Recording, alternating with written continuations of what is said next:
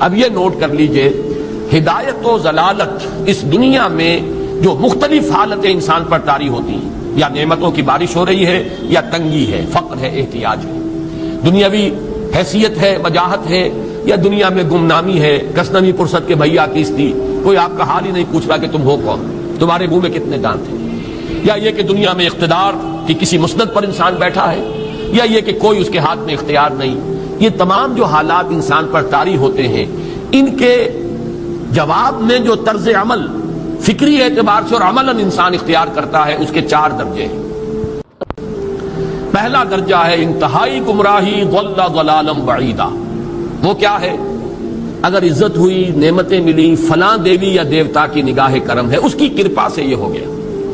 اور اگر کوئی تکلیف آ گئی، مصیبت آ گئی، معلوم ہوتا ہے کہ فلاں دیوی یا دیوتا ہم سے ناراض ہو گیا، یہ کالی دیوی کی طرف سے کوئی مصیبت آ گئی ہے، یا یہ کہ یہ لکشمی دیوی کی نگاہ کرم ہے کہ ہمیں دولت مل گئی ہے. یہ تو ہے شرک. شرک ہونے کے اعتبار سے یہ ہے ضل ضلالا بعیدا، انتہائی پستی. اس پستی سے اوپر آئیں گے تو توحید کی پہلی منزل ہے. عزت دی اللہ نے دی، اگر کوئی تنگی آ گئی، فقر، تکلیف، کوئی ذلت، رسوائی، یہ بھی اللہ کی طرف سے. ایک اعتبار سے تو انسان ہدایت پر آ گیا. بڑی گہرائی تھی اس گندگی کی اور اس خباثت کی جو شرک جس کا نام ہے، اس سے انسان نکل آیا، نجاست سے. توحید تو ہے، لیکن ابھی اس میں اس کی گمراہی کا ایک ایلیمنٹ شامل ہے. اور یہ گمراہی سے جب تک آگے نہیں آئے گا، اوپر نہیں ابھرے گا، اس کا طرز عمل کیا ہوگا کہ ذرا کچھ مل گیا، عزت مل گئی، پھولے نہیں سما رہے، اب زمین پر قدم نہیں ٹک رہے، گردن اکڑ رہی ہے، کہیں محرومی ہو گئی، کوئی تکلیف آ گئی، کوئی مشقت، فقر آ گیا، اب بجھ کر رہ گئے. ان دونوں کیفیات میں انسان کا پینڈولم جو ہے وہ ایکسٹریم کو جائے گا. یہ کب ہوگا؟ جبکہ انسان یہ سمجھتا ہے کہ اس دنیا میں جو دولت مل گئی یا عزت مل گئی تو یہ گویا کہ بڑی کوئی قابل فخر شے ہے، اور اگر یہاں پر کوئی تکلیف آ گئی، کوئی مصیبت آ گئی، فقر و فاقہ آ گیا تو یہ گویا کہ بہت ہی اہانت آمیز شے ہے. اگر یہ انسان سمجھے گا تو طرز عمل وہ نکلے گا نتیجے کے طور پر جو میں بیان کر چکا ہوں. یہ گمراہی ہے. اس گمراہی سے نکلیں گے تو آپ کس مقام پر آئے؟ دوسری منزل ہدایت کی کیا ہے؟ نہ یہ عزت ہے نہ یہ ذلت ہے، دونوں حیثیتیں برابر ہیں کہ یہ امتحان ہے.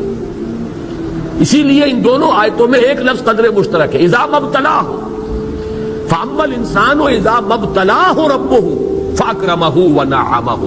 یہ بھی ایک ابتلا ہے، آزما رہا ہے اللہ. کبھی وہ دے کر آزماتا ہے، کبھی چھین کر آزماتا ہے، کبھی فقر و فاقہ سے آزماتا ہے، کبھی وہ کثرت دولت اور کثرت مال سے آزماتا ہے، کبھی وہ صحت دے کر آزماتا ہے کہ یہ قوت اور توانائی اور صحت جو میں نے دی ہے یہ اس میں کیا کرتا ہے، کبھی وہ مرض کے ذریعے سے آزماتا ہے کہ صبر کرتا ہے کہ نہیں کرتا. ہمارے لیے شکوہ اور شکایت تو اس کی زبان پر نہیں آ جاتی، نالا اور شیون تو نہیں آ جاتا، تکلیف جھیلتا ہے کہ نہیں جھیلتا، اس میں تحمل ہے کہ نہیں ہے، تو صبر کرتا ہے یا شکر کرتا ہے. یہ دونوں کیفیات در حقیقت اس اعتبار سے مساوی ہے. یہ بھی امتحان، یہ بھی امتحان. یہ حقیقت جب سامنے ہوگی اب وہ پینڈولم جو ہے وہ بہت کم ہو جائے گا. یعنی انسان میں طبعی طور پر تو ایک اثر ہوتا ہے غیر اختیاری. کسی چیونٹی نے کاٹا آپ کے پاؤں پر، آپ اپنا پاؤں ہٹا لیں گے، اس میں کوئی ارادہ نہیں، یہ ریفلیکس ایکشن ہے، غیر اختیاری فعل ہے. اس حد تک تو انسان ضرور متاثر ہوتا ہے، اس سے تو کوئی انسان جو ہے وہ بلندر نہیں ہو سکتا. حضرت ابراہیم رضی اللہ تعالیٰ عنہ، حضور کے وہ نومولود فرزند، انتقال جب ہو رہا تھا آپ کی آنکھوں میں آنسو آ گئے. اب یہ ایک طبعی اثر ہے، ایک فعل ہے، انفعالی کیفیت ہے جو بالکل طبعی ہے، لیکن یہ نہیں کہ اس کی وجہ سے انسان کی زبان پر کوئی شکوہ آ جائے، کوئی شکایت آ جائے. یہ نہیں ہوگا، یہ ایمان کے منافی ہے. اسی طریقے سے اگر کوئی خوشی ہوئی ہے تو چہرے کے اوپر ایک نکھار آ جائے گا، تبسم آ جائے گا، اس سے زائد نہیں. اس حد تک تو یوں سمجھیے کہ انسان کا طبعی تقاضا ہے. اس سے زیادہ یہ پینڈولم اگر سوئنگ کر رہا ہے تو گویا کہ اس حقیقت سے انسان محجوب ہے کہ یہ بھی امتحان ہے، یہ بھی امتحان ہے. جو ہم سورہ حدید میں پڑھ چکے ہیں، ما اصاب من مصیبت فی الارض ولا فی انفسکم الا فی کتاب من قبل ان نبراها ان ذلک علی اللہ یسیر لکی لا تعصوا علی ما فاتکم ولا تفرحوا بما آتاکم. اللہ تمہیں کچھ دے تو اتراؤ مت، اللہ تم سے کچھ چھین لے تو اس کے اوپر افسوس مت کرو. یہ نتیجہ ایمان کا نکلنا چاہیے. اگر تمہیں ایمان ہے اللہ پر، اگر تمہیں یقین ہے کہ جو کچھ ہوا ہے اللہ کے اذن کے بغیر نہیں ہوا، اگر تمہیں یقین ہے کہ اللہ نے جو میرے لیے طے کیا ہے اس میں میرے لیے خیر ہی ہے، چاہے فی الحال فی الوقت فوری طور پر مجھے ناگوار محسوس ہو رہی ہے بات، لیکن یقیناً میرے لیے اس میں خیر ہے میرے رب کی طرف سے کہ ہر چیز ساقی ما ریخت عین الطاف۔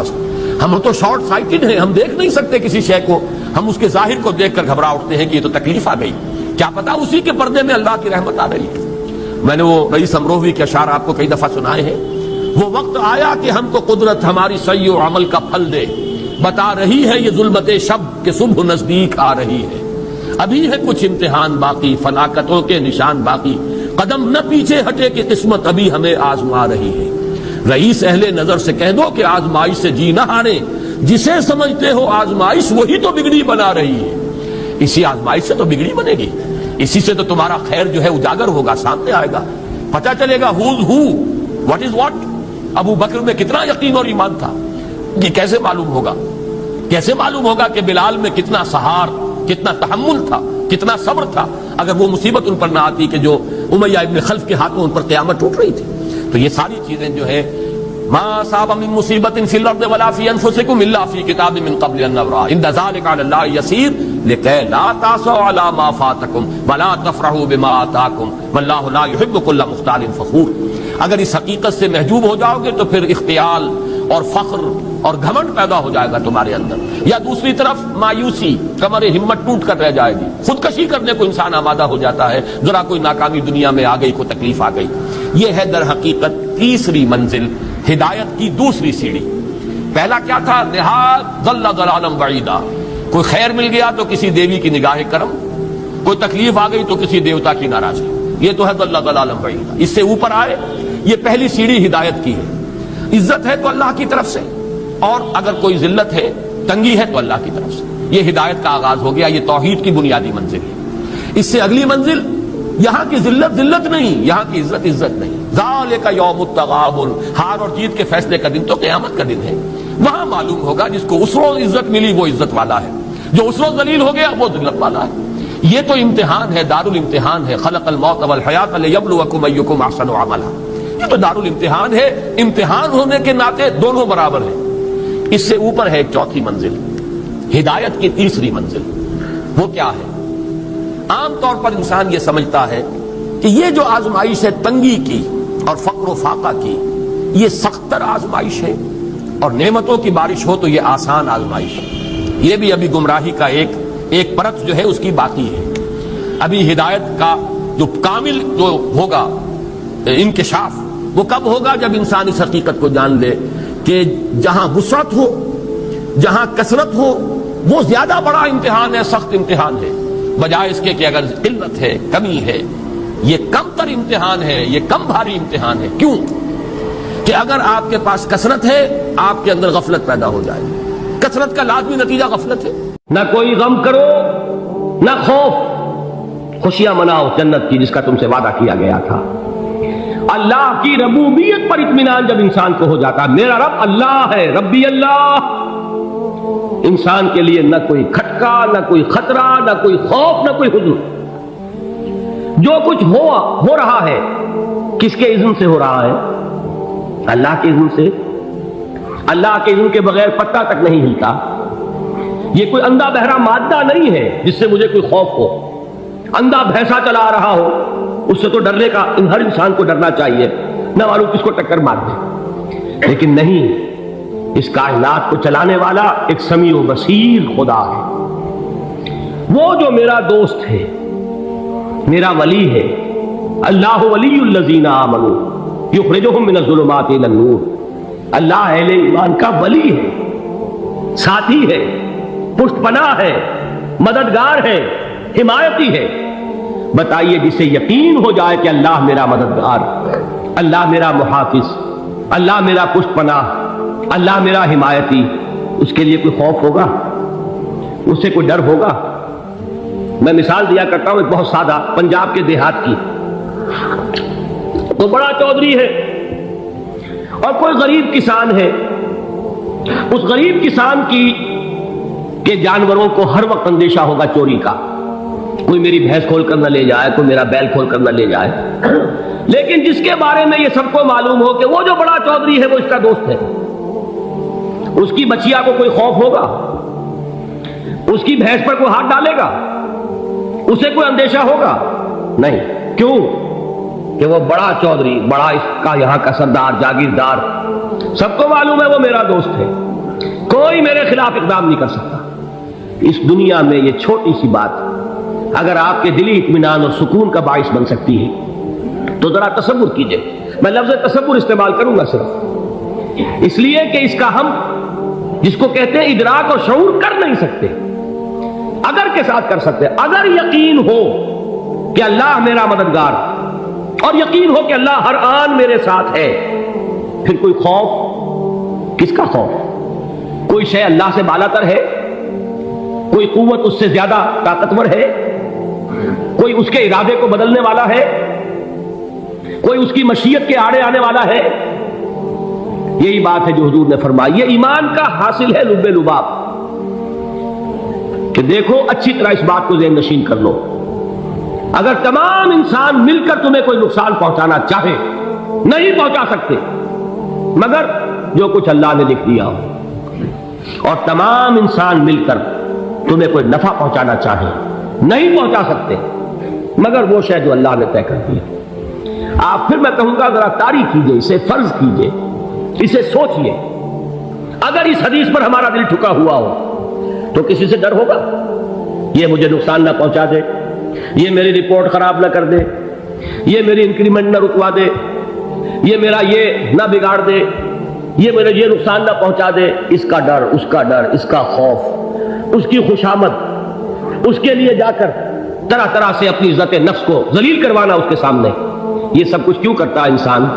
جب سمجھتا ہے کہ اس کے ہاتھ میں میرا کوئی نفع ہے، اس کے ہاتھ میں میرے لیے کوئی ضرر ہے، یہ مجھے کوئی غضب پہنچا سکتا ہے، یہ مجھے کوئی نقصان پہنچا سکتا ہے، یہ میرا کوئی کام بنا سکتا ہے، یہ میری کوئی ضرورت پوری کر سکتا ہے.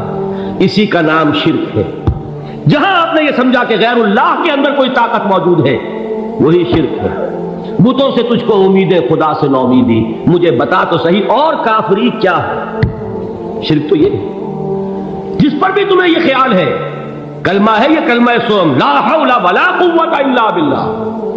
ذرا اس پر دل کو کبھی اگر آپ تصور کریں، پھر فرض کریں، دل ٹھک جائے اس پر، کوئی طاقت نہیں. یہی بات تھی جو شیخ عبد القادر جیلانی رحمۃ اللہ علیہ نے اپنی وصیت میں اپنے بچے سے کہی.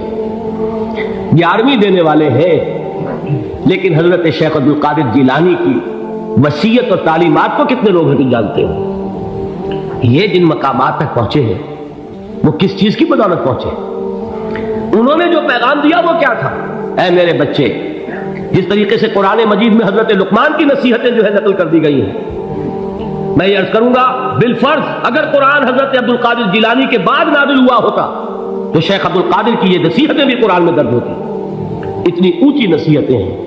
اے میرے بچے اس حقیقت کو ذہن نشین کر لے، لا فاعل فی الحقیقت ولا مؤثر الا اللہ.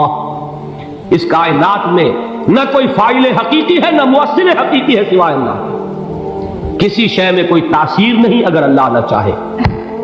آگ جلا نہیں سکتی اگر اللہ نہ چاہے. پانی ڈبو نہیں سکتا اگر اللہ نہ چاہے. زہر ہلاک نہیں کر سکتا اگر اللہ نہ چاہے. کوئی چیز فائدہ نہیں پہنچا سکتی اگر اللہ نہ چاہے. تو در در پہ کیوں سر جھکاتے ہو؟ در در پر کیوں جبیں سائی کرتے ہو؟ سب کے سامنے کیوں ہاتھ پھیلاتے ہو؟ ایک اللہ سے مانگو، ایک اللہ کے سامنے زمین پر اپنی جبین رکھو. لا فاعل فی الحقیقت ولا مؤثر الا اللہ. نظر آتا ہے ہمیں کہ پانی پیاس بجھا دیتا ہے. پیاس بجھانے کی صلاحیت پانی میں نہیں ہے، اللہ کے اذن سے. کھانا بھوک مٹا دیتا ہے، بھوک مٹانے کی صلاحیت کھانے میں نہیں ہے، اذن رب میں. دیکھیے یہی یقین تھا. حضرت موسیٰ علیہ السلام کا واقعہ یاد کیجئے. سامنے سمندر آ گیا ہے، قوم دیکھتی ہے پیچھے کہ گرد و غبار کا طوفان. معلوم ہوا کہ فرعون اپنے لشکر سمیت آ گیا. لشکر جب چلتا تھا تیز رفتاری کے ساتھ تو گرد و غبار کا جو طوفان اٹھتا تھا اس کا تصور کیجیے. اور لمحہ بلمحہ وہ قریب آ رہا ہے. پوری قوم نے کیا کہا؟ اے موسیٰ انا لمدرکون، اے موسیٰ ہم کو پکڑے گئے. قرآن مجید میں تو یہاں وہ باتیں نہیں لکھی ہیں لیکن تورات میں یہ درج ہے کہ بنی اسرائیل جھگڑنے لگے، دست و گریبان ہو گئے موسیٰ کے ساتھ. موسیٰ نے یہاں مروایا لا کر، اس سے تو ہم ہی بہتر تھے، وہاں کھانے کو ملتا تھا، زندگی تو تھی، بیگار ہم کر رہے تھے، موت تو نہیں تھی۔ اب جو کچھ ہوگا اس کا تصور کرو، جس طریقے سے ہمارے ٹکڑے اڑائے جائیں گے۔ تو لڑ رہے ہیں حضرت موسیٰ علیہ السلام سے، یہ تورات کی تفصیل ہے۔ قرآن میں صرف اتنا آیا ہے، پریشان ہو کر انہوں نے کہا انا لمدرکون، موسیٰ ہم تو پکڑے گئے۔ اس وقت موسیٰ کا جواب کیا ہے؟ کلا ان معی ربی سیہدین، نہیں، میرے ساتھ میرا رب ہے، وہ راستہ دے گا۔ بتائیے کہاں راستہ نظر آ رہا ہے؟ یہ ہے ایمان بالغیب۔ راستہ نظر نہ آئے تب اللہ پر یقین ایمان ہے، جیب میں پیسے ہوں اور تب دل کو اطمینان ہے، تو ایمان کس پر ہوا؟ پیسے پر، اللہ پر نہیں۔ جب وسائل و ذرائع نہ ہو اور پھر یقین ہو کہ اللہ مسبب الاسباب ہے، وہ اسباب کا پابند نہیں ہے، وہ اسباب کا محتاج نہیں ہے، اسباب اس کے محتاج ہے۔ اگر یہ یقین ہے تو اللہ پر ایمان ہے، یہ نہیں ہے تو تمہارا ایمان اسباب پر ہے، وسائل پر ہے، ذرائع پر ہے، مادیات پر ہے، اللہ پر نہیں۔ اس وقت کہاں راستہ تھا؟ کوئی راستہ تھا؟ سمندر ہے اور ادھر سے لشکر آ گیا ہے۔ کلا ان معی ربی سیہدین۔ اب دیکھیے ایمان کہہ دینا آسان ہے، ہوا معکم اینما کنتم، جہاں کہیں بھی تم ہوتے ہو اللہ تمہارے ساتھ ہوتا ہے، لیکن اس کا یقین قائم ہو جائے تو زمین و آسمان کا فرق واقع ہو جائے۔ یہی بات ہوئی حضور کے ساتھ۔ غار ہے، چھپے ہوئے ہیں محمد رسول اللہ اور آپ کے وہ یار غار ابو بکر صدیق رضی اللہ تعالی عنہ۔ اقبال نے حضرت ابو بکر کی شان میں چند اشعار کہے صرف، لیکن واقعہ یہ ہے کہ بھاری بھاری نظموں پر اور قصیدوں پر بھاری ہے، طویل ترین نظمیں اور قصیدے ہوں ان پر بھاری ہے۔ ہمتیں ابو بکر کی ہمت جو ہے، کشت ملت را جو ابر، جیسے بارش سے کھیتی اپجتی ہے، ابو بکر کی ہمت اور عزیمت اس امت کو اسی طرح سینچنے والی ہے۔ ثانیے اسلام و غار و بدر و قبر، وہ دوسرے تھے اسلام میں، دوسرے پہلے کون تھے؟ انا اول المومنین، حضور فرماتے ہیں سب سے پہلا ایمان لانے والا میں، دوسرے ابو بکر۔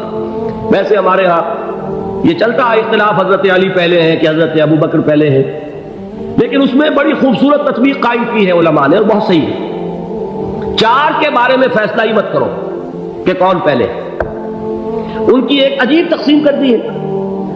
آزاد مردوں میں، بالغ مردوں میں سب سے پہلے ابو بکر، بچوں میں سب سے پہلے علی، خواتین میں سب سے پہلے خدیجہ، اور غلاموں میں سب سے پہلے زید بن حارثہ۔ بڑی پیاری تقسیم ہے، یہ چاروں ہی پہلے ہیں، ہر ایک کے لیے اولیت ہے۔ اور واقعہ یہ ہے کہ اگر زمانی اعتبار سے تعین ہوگا تو پہلے خدیجہ الکبریٰ آئیں گی رضی اللہ تعالی عنہ، کسی اور سے بات کرنے کی نوبت بعد میں آ سکتی ہے، پہلے تو اہلیہ محترمہ سے بات ہوئی، آتے ہی پہلی وحی ہوئی ہے، ابھی تبلیغ کا حکم نہیں تھا۔ کس کو بتایا واقعہ؟ ابھی اپنی نبوت کی تبلیغ کا تو حکم ہی نہیں آیا۔ واقعہ کس کا ہے؟ وہ خدیجہ کا ہے۔ جب کہا ہے کہ خشیت علی نفسی، مجھے اپنی جان کا اندیشہ ہے، تو کیا جواب دیا خدیجہ نے رضی اللہ تعالی عنہا؟ وہ صدیقۃ الکبریٰ ہے۔ صدیقات جو ہے خواتین، ان میں چوٹی پر خدیجہ الکبریٰ ہے رضی اللہ تعالی عنہ، اور صدیق جو مرد ہیں ان میں صدیق اکبر ہے ابو بکر صدیق رضی اللہ تعالی عنہ، لیکن صدیقات میں چوٹی پر۔ جب حضور نے فرمایا خشیت علی نفسی، کیا فرمایا، کیا عرض کیا، کیسے تسلی دی؟